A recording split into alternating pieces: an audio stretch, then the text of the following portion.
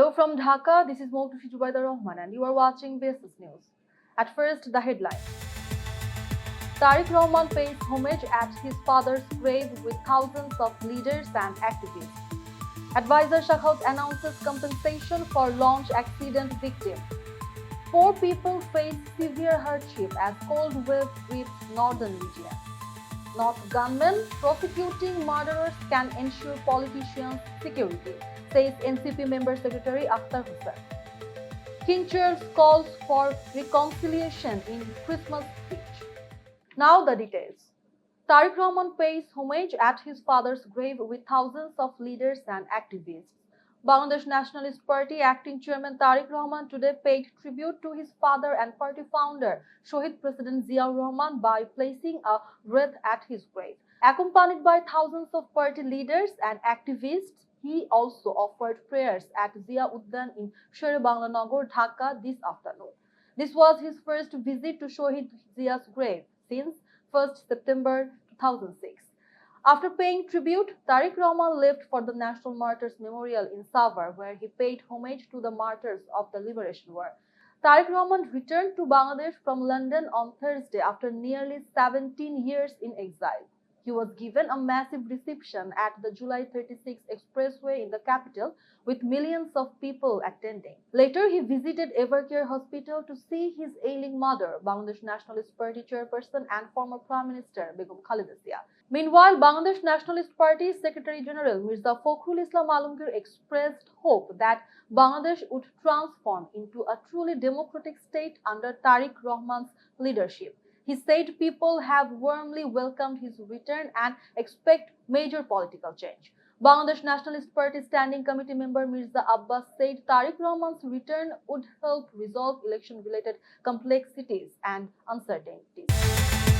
Advisor Sakhawat announces compensation for launch accident victim. Shipping advisor Brigadier General retired Dr. M. Sakhawat Hossen today announced government assistance for the victims of the Chatpur launch accidents.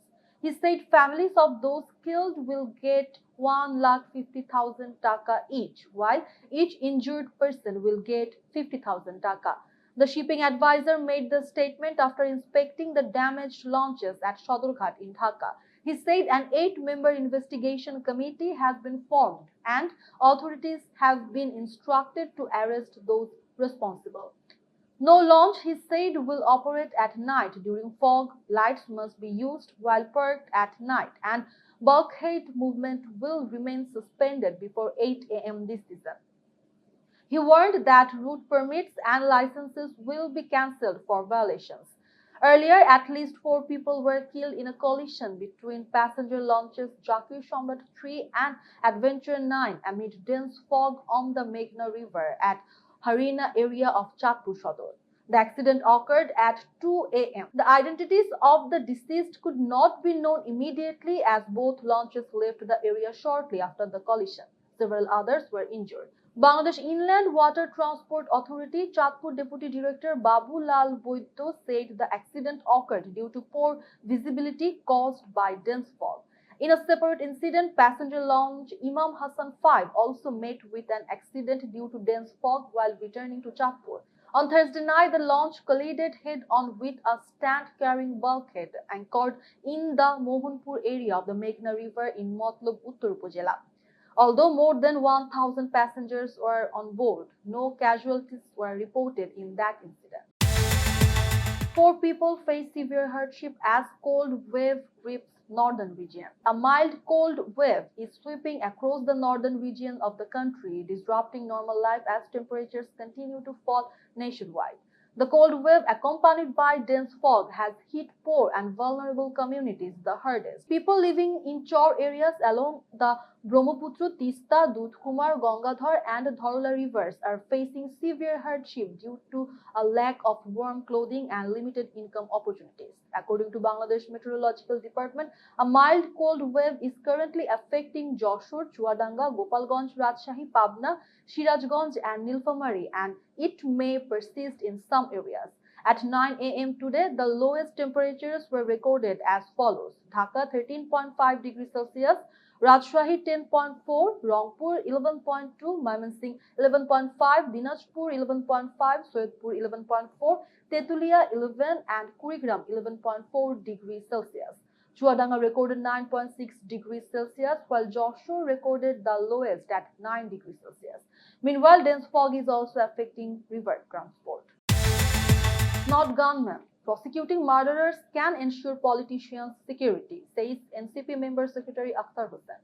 National Citizen Party Member Secretary Akhter Hossen has said real security can only be ensured by arresting and punishing murderers, not by using gunmen. He said if criminals escape justice, insecurity will remain for politicians and citizens alike. Without arrests and prosecution, gunmen alone cannot ensure safety. Akhter Hossen told newsmen at the 36 July Memorial Square in front of the public library ground in Rangpur city on Thursday afternoon. He said a national database of criminals and murderers should be created to strengthen security and said that improving law and order is essential for a peaceful and participatory election.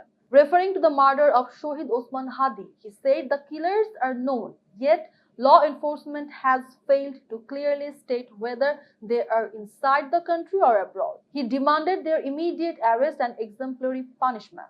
He also alleged that the ousted Awami League and its allies are trying to destabilize the country and obstruct elections. King Charles calls for reconciliation in Christmas speech. Britain's King Charles III has called for compassion and reconciliation at a time of growing division around the world.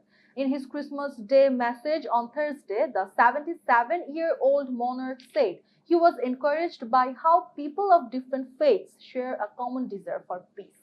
He praised individuals who risked their lives to protect others during acts of violence, including those affected by the recent killings at a Jewish event at Bondi Beach in Australia. Speaking from Westminster Abbey, the King said the courage shown by servicemen and women and the unity seen after World War II 80 years ago carry a timeless message.